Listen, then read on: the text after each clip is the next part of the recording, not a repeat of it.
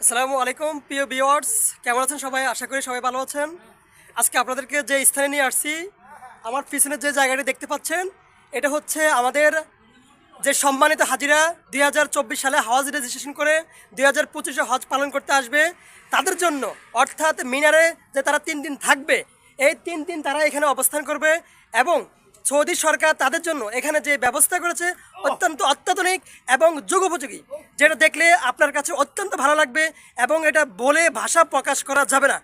তো এই সর্বশ্রেষ্ঠ কথা হচ্ছে যে যারা হজ করতে আসতেছে তারা অবশ্যই আল্লাহর প্রিয় বান্দা, এবং তাদের যে কি সম্মান সৌদি সরকার তাদেরকে দিচ্ছে, এটা আপনি না দেখলে বুঝতে পারবেন না। তাই সকলের প্রতি অনুরোধ, যে যেখানে থাকুন সবার মনে সবসময় একটা বাসনা পূরণ করুন। একটা বাসনা আল্লাহর কাছে চান যে আল্লাহ, আমাকে তুমি খানায় কাবা নসিব করিও, আমাকে তুমি হজ্জে বাইতুল্লাহ নসিব করিও, আমাকে তুমি